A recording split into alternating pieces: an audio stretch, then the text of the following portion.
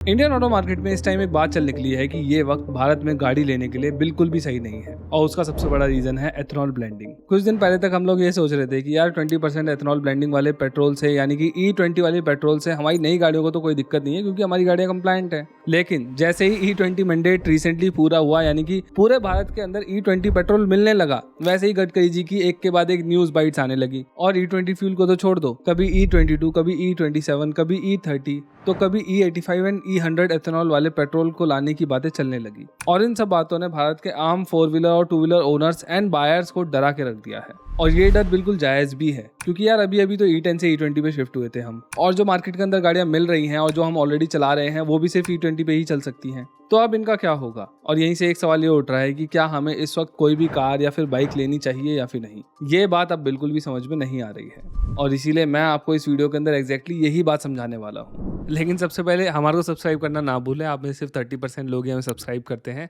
और जब आप लोग हमें सब्सक्राइब करते हैं तो बढ़िया वीडियोस बनाने की मोटिवेशन मिलती है। सबसे पहले हम ये समझेंगे कि यार ये इतने सारे एथेनॉल ब्लेंड्स एकदम से आ कहां से गए हैं, फिर समझेंगे कि किससे दिक्कत है और आपको किससे सतर्क रहने की जरूरत है, और फिर हम बहुत ज़्यादा डिटेल के अंदर ये समझेंगे कि इसका सॉल्यूशन क्या है, आपको किस तरीके की गाड़ियां लेनी चाहिए, और एंड में ये भी जानेंगे कि कैसे डीजल के अंदर भी हो सकता है आने वाले टाइम में अल्कोहल मिला दिया जाए। देखो, मीडिया में फिलहाल 3 तरीके की बातें फैली हुई हैं। पहली न्यूज है E20 को लेकर, यानी कि जो E20 है वो मैंडेट हो चुका है। फिर दूसरी सुनने को मिल रही है कि E22, E25, E27 और E30 फ्यूल्स के स्टैंडर्ड्स तय कर दिए गए हैं और इन पर टैक्स की भी छूट मिलेगी। और तीसरी बात ये सुनने को मिल रही है कि E100 फ्यूल यानी कि ऐसा फ्यूल जिसके अंदर पूरी की पूरी तरीके से सिर्फ एथेनॉल ही है, उसे लीगल रिकॉग्निशन मिल चुकी है, जैसा कि गडकरी जी ने अभी फिलहाल कुछ दिनों पहले बोला था। यानी कि यहाँ पर 3 टाइप के फ्यूल ब्लेंड्स की बात चल रही है और तीनों के साथ अलग अलग टर्म्स भी जुड़े हुए हैं। अगर आप स्क्रीन पर ध्यान से देखोगे तो तीनों तरीके की ब्लेंडिंग के साथ सिर्फ एक वर्ड नहीं लिखा है, तीनों अलग अलग वर्ड्स हैं। इसीलिए तीनों को एक एक करके समझते हैं और आखिर में समझेंगे कि दिक्कत है क्या और इनमें से किससे है। देखो, सबसे पहले हम E20 मैंडेट की बात कर लेते हैं। मैंडेट का मतलब ये है कि अब आपको यही फ्यूल मिलेगा, इससे कम वाला ब्लेंड आपको नहीं मिलेगा, क्योंकि अब कोई भी ऑयल कंपनी इसको ना तो प्रोड्यूस कर सकती है और ना ही आपको बेच सकती है इंडिया के अंदर। और ये फ्यूल अब पूरे भारत के 90,000 फ्यूल पंप्स पे मिलने लगा है, यानी कि ऑलमोस्ट सभी फ्यूल पंप्स पे ये मिल रहा है। आपको चाहिए या फिर नहीं, आप मानो या ना मानो, लेकिन आपको अपनी गाड़ी में E20 तो डलवाना ही डलवाना पड़ेगा। इसी को कहते हैं मैंडेट, यानी कि ये मैंडेट हो गया है, इससे कम आप नहीं डलवा सकते। दूसरी चीज जो निकल कर आ रही है वो है ये ब्लेंड्स, यानी कि E22 से लेकर E30 के ये ब्लेंड्स जिन पर अब क्वालिटी स्टैंडर्ड्स बना दिए गए हैं। अब इस बात से मतलब ये है कि सरकार ने इन हायर एथेनॉल वाले ब्लेंड्स के लिए IS 19850 2026 के तहत स्टैंडर्ड्स बना दिए हैं, जिसमें IS का मतलब है इंडियन स्टैंडर्ड, इस नंबर का मतलब है ब्रोशर नंबर, और 2026 यानी कि साल। यानी कि इसके तहत E22, E25, E27 और E30 के क्वालिटी स्टैंडर्ड्स बना दिए गए हैं ताकि इनके एथेनॉल कंटेंट की limit, octane rating, sulphur vapour, pressure और इम्प्योरिटीज जैसे कई पैरामीटर्स पर ऑयल मैन्युफैक्चरर्स इनको सेट कर सके और इन्हें इस इंडियन स्टैंडर्ड के तहत टेस्ट किया जा सके।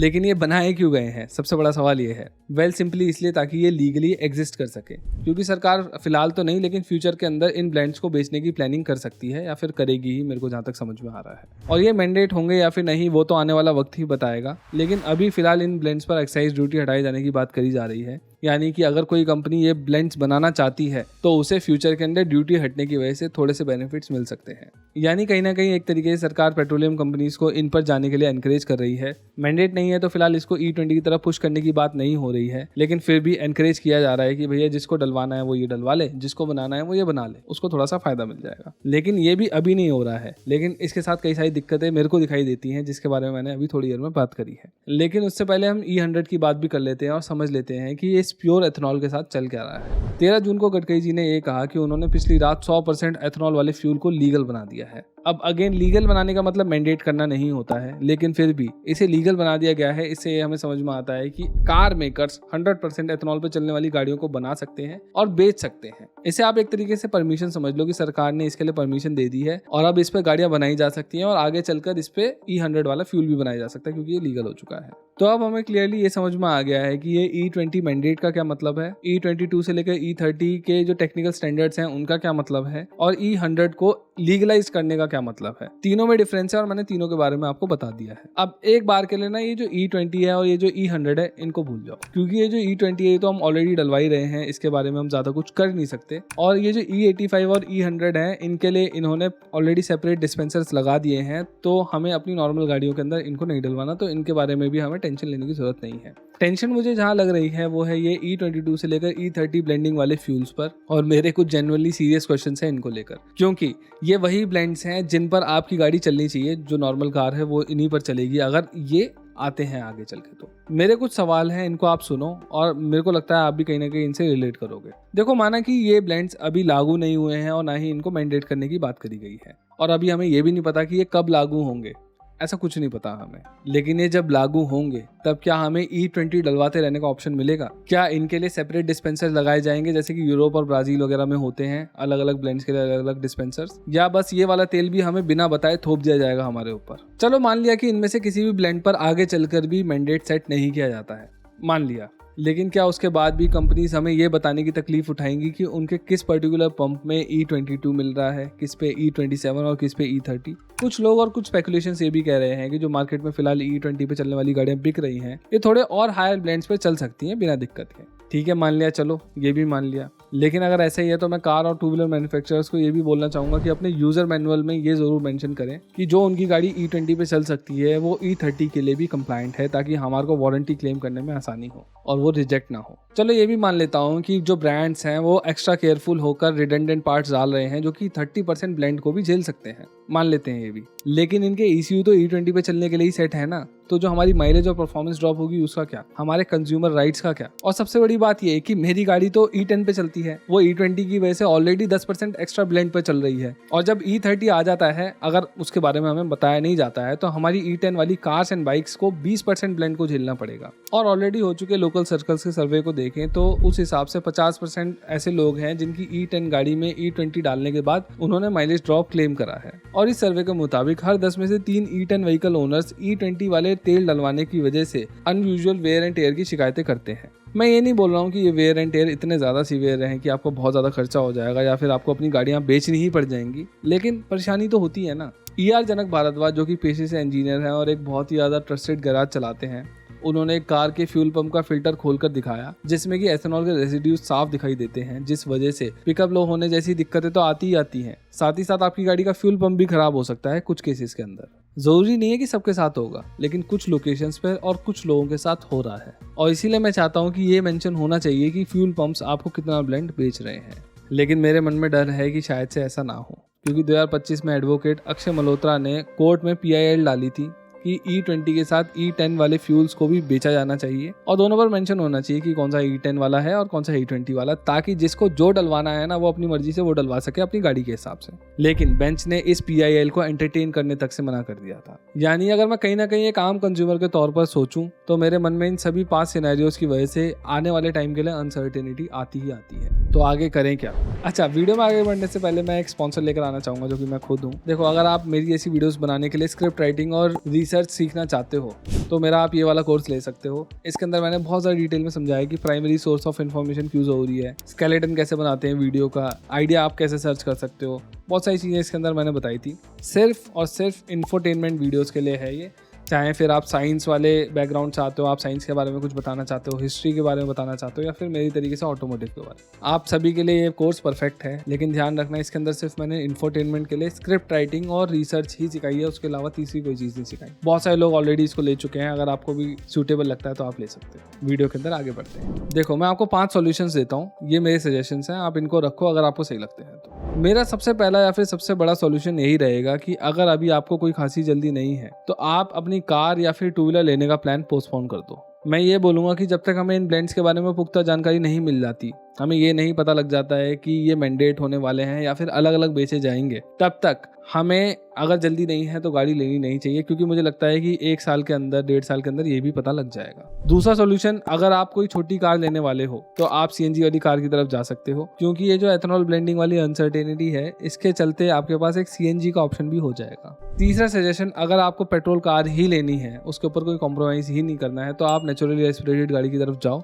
GDI टर्बो वाली जो कार्स हैं उनसे से थोड़ा सा बच सकते हो फिलहाल आप, क्योंकि जो नेचुरली एस्पिरेटेड इंजन होते हैं या फिर टर्बो MPFI इंजन होते हैं, इनके जो इंजेक्टर वगैरह होते हैं वो बहुत कम स्ट्रेस पे काम करते हैं कंपेयर टू GDI इंजन। इसीलिए जो GDI टर्बो इंजन के साथ थोड़े बहुत हिकअप्स आ सकते हैं, वो भी नेचुरली एस्पिरेटेड इंजन के साथ आने के चांसेस बहुत ज़्यादा कम हो जाते हैं। अगर आपको इसके बारे में पूरी जानकारी चाहिए तो आप मेरी ये वाली इंस्टा रील देख सकते हो, मैं कमेंट में पिन कर दूंगा। चौथा सॉल्यूशन ऑब्वियसली EV दिखाई देता है। आप EV कार ले सकते हो, लेकिन तभी लेना जब आपके घर में या फिर सोसाइटी में डेजिग्नेटेड जगह है अपने चार्जर से गाड़ी को चार्ज करने की, क्योंकि भैया कभी मॉल में कभी कहीं तो कभी कहीं चार्ज करनी पड़ती है, तो अपने घर में चार्जर होना ही होना चाहिए। पांचवा सॉल्यूशन मुझे दिखाई देता है फ्लेक्स फ्यूल पे चलने वाली गाड़ी।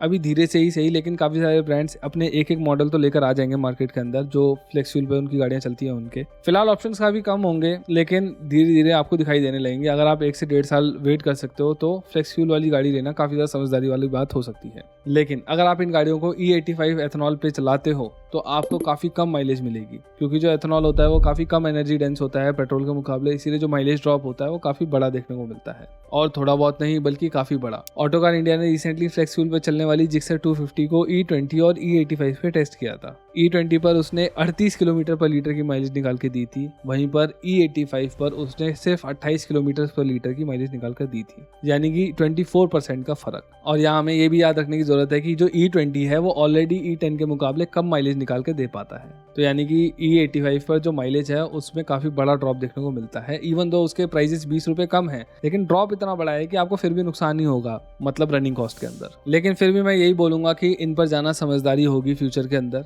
क्योंकि जो फ्लेक्स फ्यूल पे चलने वाली गाड़ियां होती हैं वो सिर्फ E85 पे नहीं चलती, बल्कि E20 से लेकर E85 किसी भी ब्लेंड पे चल सकती हैं, क्योंकि इनमें सेंसर लगा होता है जो एथेनॉल ब्लेंडिंग को टेस्ट कर लेता है कि गाड़ी के अंदर कितनी एथेनॉल ब्लेंडिंग है, और ब्लेंड के हिसाब से ऑप्टिमल परफॉर्मेंस एंड माइलेज के लिए सेट हो जाता है। तो इसीलिए अगर आप फ्यूचर में गाड़ी लेने वाले हो तो फ्लेक्स फ्यूल वाली गाड़ी लेना समझदारी है। और लास्ट में मैं रखना चाहूंगा डीजल वाली गाड़ियों को। जी हाँ, पेट्रोल के साथ इतने सारे ड्रामे होने के बावजूद भी मुझे लगता है कि डीजल लीस्ट फेवरेबल है फिलहाल कई सारे लोगों के लिए, स्पेशली अगर आप 30% हाईवे पे गाड़ी नहीं चलाते हो तो, क्योंकि एक तो इनके साथ ऑलरेडी DPF वाली दिक्कतें जुड़ी हुई हैं, जिसके चलते आप हाईवे पर अगर इनको नहीं लेके जाते हो तो वो बात नहीं बन पाती है। ऊपर से गडकरी जी ने ये वाली स्टेटमेंट भी दे दी है कि वो डीजल में 15% आइसोब्यूटेनॉल डालने की प्लानिंग कर रहे हैं। एक्चुअली आइसोब्यूटेनॉल पर टेस्ट होती हुई गाड़ी ऑलरेडी दिख भी चुकी है, टाटा अल्ट्रोज को स्पॉट किया गया था, जो आप देख रहे हो स्क्रीन पर अपनी गाड़ी। और मॉर्थ के सेक्रेटरी यानी कि V उमाशंकर ने यह भी कहा है कि इस साल यानी कि 2026 से पहले डीजल आइसोब्यूटेनॉल ब्लेंडिंग के मैंडेट भी आ सकते हैं। और अगर ऐसा होता है तो इंडिया दुनिया का पहला देश बन जाएगा जहां पर डीजल के अंदर आइसोब्यूटेनॉल की ब्लेंडिंग होगी। बाकी देश भी देखो डीजल के अंदर ब्लेंडिंग करते हैं, लेकिन वो फेम बेस्ड यानी कि fatty acid methyl ester based biodiesel की ब्लेंडिंग करते हैं, यानी ऐसा बायोडीजल जो कि सीड्स या एडिबल ऑयल्स या फिर इसी तरीके के रिन्यूएबल सोर्सेज से मिलता है। ये डीजल के अंदर ठीक से ब्लेंड हो जाता है और नेचर में कोरोसिव भी नहीं होता है। उल्टा डीजल के साथ लुब्रिकेशन का काम भी करता है ये। वहीं पर जो अल्कोहल होता है और जो उनके डेरिवेटिव्स होते हैं वो कहीं ना कहीं कोरोसिव होते हैं। साथ ही साथ जो उनकी C10 वैल्यू होती है वो भी कम होती है डीजल के मुकाबले, यानी कि उनका जो बर्निंग टेम्परेचर होता है वो। ये जो मैं आइसोब्यूटेनॉल और डीजल वाली ब्लेंडिंग के बारे में चीज़ें बता रहा हूँ, इनके बारे में अगर आपको डिटेल में जानना है तो आप ये वाली वीडियो देख सकते हो। इसका लिंक मैं कमेंट में डाल दूंगा या फिर कहीं पिन कर दूंगा। बाकी यही बोलूंगा कि डीजल वाली गाड़ियाँ अभी भी ज़्यादातर लोगों के लिए सेंस नहीं बनाती हैं मेरे हिसाब से। यही थी मेरी आज की वीडियो और मेरे कुछ सुझाव जो मेरे हिसाब से आप लोगों के काम आ सकते हैं। अगर आपको मेरी ये वीडियो पसंद आई तो please consider subscribing to our channel. इस वीडियो को लाइक करिए, शेयर करिए और इसको ना शेयर जरूर करना, इससे हमारी रीच बढ़ती है। Thanks for watching.